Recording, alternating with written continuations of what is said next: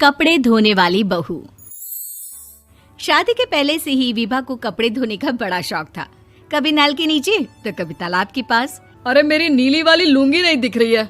विभा की अम्मा, कहाँ रखी है लुंगी? अरे वो तो विभा ने परसों ही धोकर रखी थी आपकी अलमारी में, देखो वहीं होगी। वो ना मैंने आज धो दी, मुझे लगा कि गंदी हो गई होगी। अरे कैसे गंदी हो गई थी? उसे तो मैंने पहना भी नहीं। हे भगवान, इस लड़की के कपड़े धोने की आदत से परेशान हो गया हूँ मैं। जितना तो घर में राशन नहीं आता, उससे कहीं ज्यादा डिटर्जेंट पाउडर का खर्चा है। इसकी शादी करवा दो, शादी जाए अपने घर में ही करे काम, फिर चाहे घर के कपड़े धोने हो या पूरे गांव के। हाँ ठीक बोल रही हो, देखता हूँ मैं कोई लड़का। वो दिन भी आ जाता है जब विभा को देखने लड़के वाले आ जाते हैं। लड़की मुझे अच्छी लगी। होने वाली सास कहती है, बेटी अगर कुछ पूछना है तो पूछ लो। वैसे तो हमारी लड़की बहुत ही शर्मिली है, जो बोल दो वो मान लेती है, इसे क्या पूछना होगा। अरे कैसी बात कर रही हो माँ, मुझे इन लोगों के घर रहना है, सवाल तो कई है।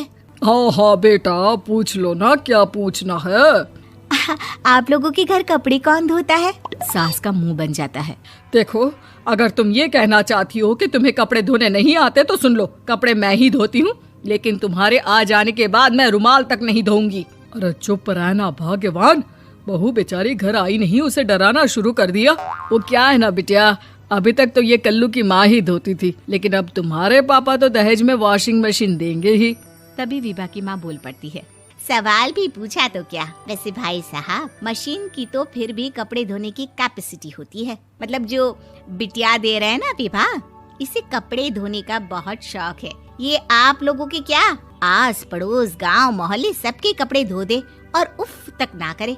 बाहर देखा नहीं आपने कितने कपड़े सूख रहे हैं, सब हमारी बिटिया ने ही तो धोए हैं। बस भी करो ना माँ, शर्म आ रही इतनी तारीफ सुनकर। और तो और एक दाग निकाल कर दिखाओ तो मान जाओ। हाँ अच्छा, माफ करना बेटा, मैंने गलत समझा। हमें तो रिश्ता बहुत पसंद है। और ऐसे जुड़ जाता है रिश्ता कपड़े धोने का शौक रखने वाली विभा का। उसकी शादी हो जाती है कोयला फैक्ट्री में काम करने वाले कल्लू के साथ। शादी के बाद अचानक विभा चिल्लाती हुई सास के पास आती है। सासू माँ, अरे सासू माँ कहाँ है आप? ये तो धोखा है, धोखा दिया आप लोगों ने मुझे। इसे ससुर के चक्कर के बारे में पता चल गया। अरे तो उसमें तुझे क्यों धोखा मिला है? अरे नल में पानी नहीं आता, कपड़े कैसे कब धुलेंगे? अच्छा, तू पानी नहीं आ रहा उसकी बात कर रही है। तो आपने क्या सोचा? कुछ नहीं। अच्छा, तेरी माँ ने कहा था कि कपड़े धोने का शौक है तुझे, याद आया मुझे। शौक बोलकर कपड़े धोने वाले मेरे जुनून को कम ना आके सासू माँ, कपड़ा धोना मेरा गुरूर है। तभी पति भी वहाँ आ जाता है। अभी मैंने इसे सनी देओल की फिल्म दिखाई है, उसी के डायलॉग मार रही है माँ। अच्छा सुन, साफ बता रही हूँ, पानी सुबह 4 से 6 और शाम को 10 से 12 आता है, समझी? विभा टाइमिंग सुनकर हैरान हो जाती है। ये क्या भूतों का मोहल्ला है?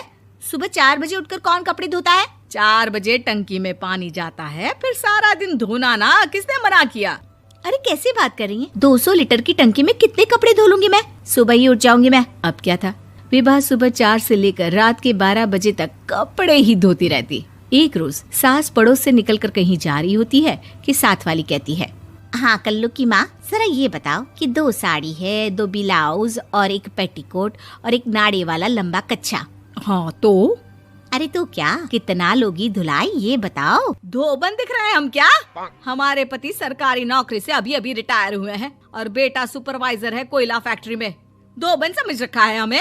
हाय रे कल्लू की अम्मा, माफ कर दो, वो तो मोहल्ले में यही सब बता रहे थे कि तुमने बहू को कपड़ा धुलवाने के काम में लगा दिया है। सास को पड़ोसन की बात सुनकर गुस्सा आ जाता है। वो घर पहुंचती है जहां घर के बाहर ही इतने सारे कपड़े सूख रहे होते हैं जितने कि किसी धोबन के घर पर। अरे ओ कल्लू की दुल्हन, बाहर निकल।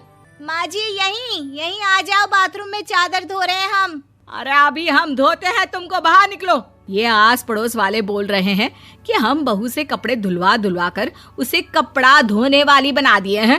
अरे छोड़ो ना माँ जी, किन लोगों की बातों में आती हो?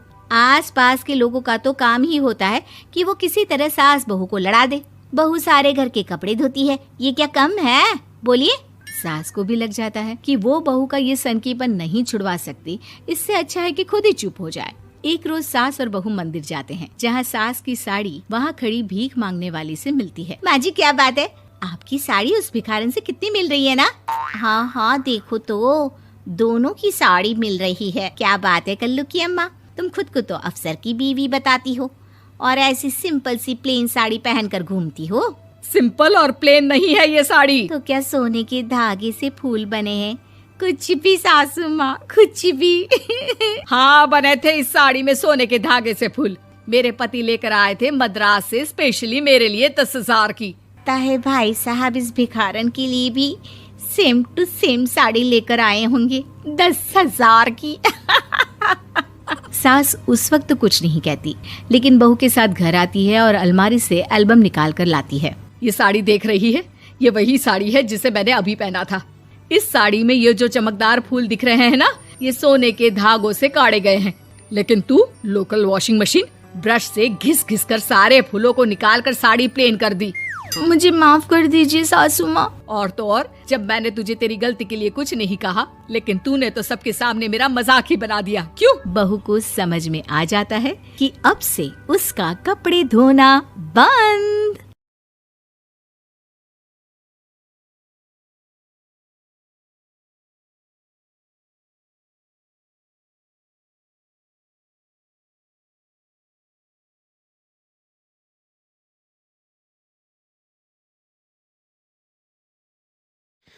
तो आपके सामने ये जो कहानी है, ये एक रिलेटेड है, एक बहू से रिलेटेड है, जिसकी जिसके फैमिली वाले बहुत सपोर्ट करते हैं जिसको। ये कहानी पूरे एक कलाकार बहू पे है, जिसको आप इस वीडियो को अगर आप पूरा देखे होइएगा तो आपको पता लगेगा कि इसमें क्या क्या अच्छी बातें हैं जो आप सीख सकते हैं। अगर आपको ये वीडियो अच्छा लगता है तो प्लीज़ मेक श्योर कि आप इस वीडियो को लाइक करें, चैनल को सब्सक्राइब करें और हमें हमारे फेसबुक पेज पर फॉलो करना बिल्कुल ना भूलें। Thank you.